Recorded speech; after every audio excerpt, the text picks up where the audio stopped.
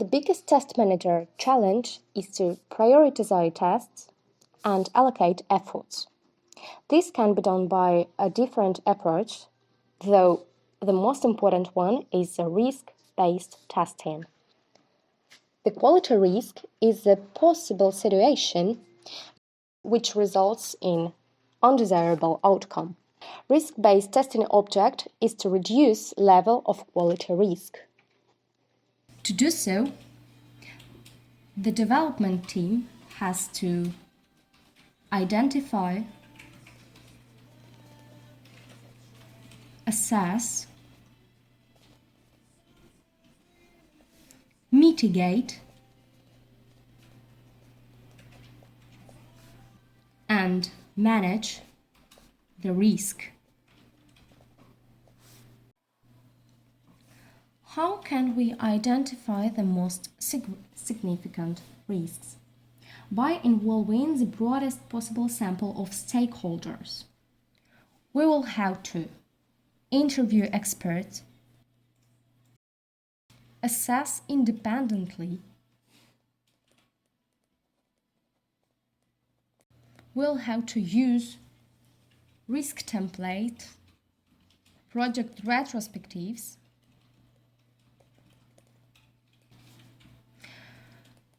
it's a good approach to organize risk workshops and brainstorms.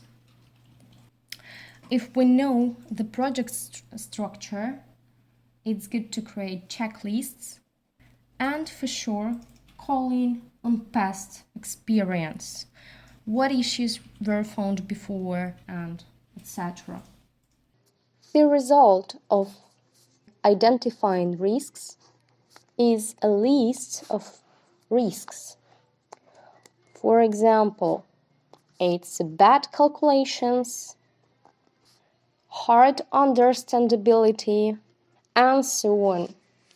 Once we have our quality risk list identified, we can continue with assessing. To do a risk assessment, we will have to categorize our risks. For example, bad calculations, it's functional risk. Hard understandability is UX risk. Slow responses is performance risk. Also, there might be reliability risk. After categorizing, we have to calculate likelihood and impact of such risks.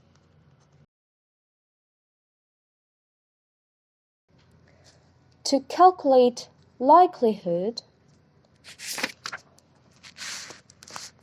in other words, level of technical risk, we will have to take into account such factors like complexity of technology and teams, personnel and training issues among the business analysts, designers and programmers, different conflicts within a team, contractual problems,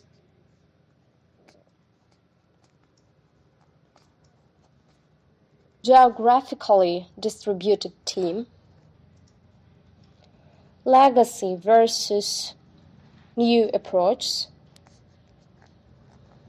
tools and technologies, weak skills of managers and leaders, time, resource and budget pressure, lack of earlier quality assurance activities, high change rates, high earlier defect rates, and issues in interfaces and integration. Based on these factors, we can understand the likelihood of occurrence of the risks we identified before. As we assessed likelihood, now we have to assess impact. Factors influencing impact in project and product include frequency of use of the affected feature, criticality of the feature to accomplishing a business goal. Damage to reputation. Loss of business.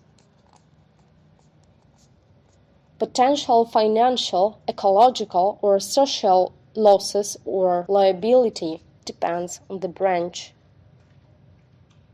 Civil or criminal legal sanctions. Loss of license. Lack of reasonable workarounds. Visibility or failure leading to negative publicity. Safety. To say more about categorization, functional UX, performance, reliability, it's often being taken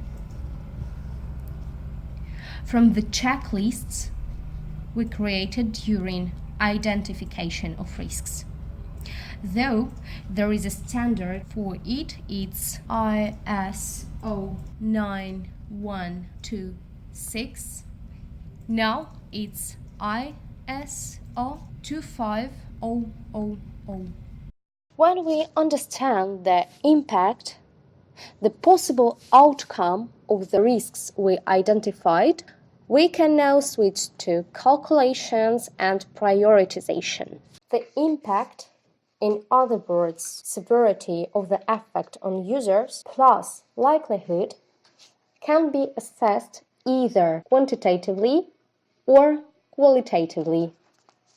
In the first case, we can say that no one can assess a risk with any precision.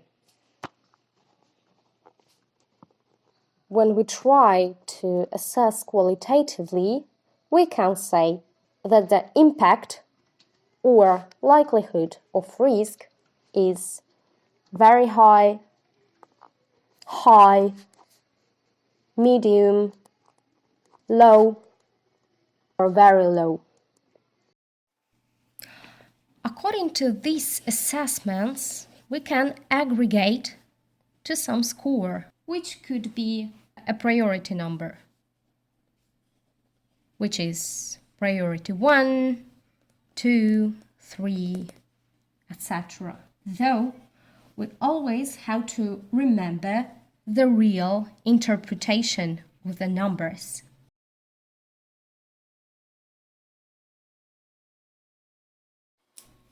At this point, another challenge appears. Often, managers, programmers, testers, users have different opinions about the risks and about the assessment.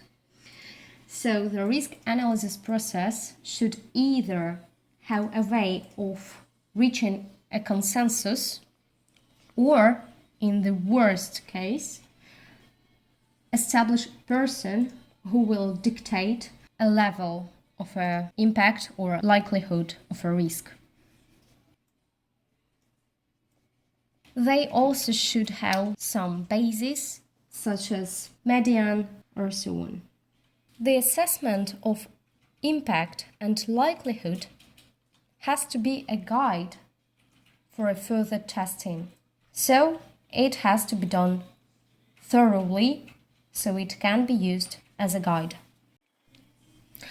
When the identification and assessments of quality risks are done, we are at point of mitigation. Mitigation stands for reducing level of quality risks. All tests actually are being designed, implemented, and executed in order to reduce such risks. These efforts are allocated accordingly to the assessments we have done before. So, for high priority risks, we can use more meticulous techniques like pairwise, and for lower priority, we can use less meticulous techniques like equivalence partition or time-boxed exploratory testing. There are also safety-related standards which prescribes techniques and coverage which should be applied.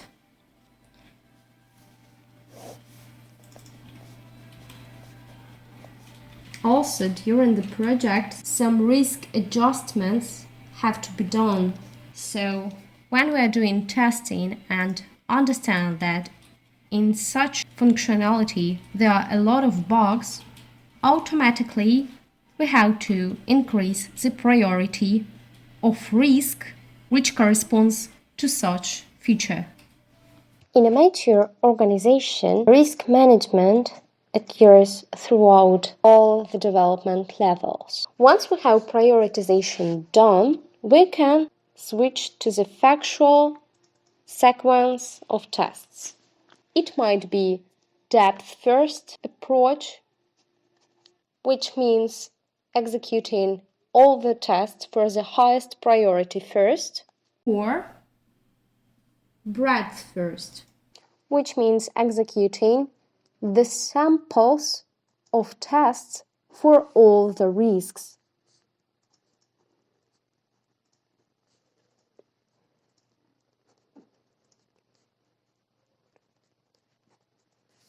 And when we are out of time for testing, the management can take a decision now whether to expand testing time or to hand over the project with current residual level of risk. As mentioned before, risk-based techniques are the most popular. There are also a few lightweight risk-based techniques, such as pragmatic risk analysis and management, systematic software testing, and product risk management, PRISMA.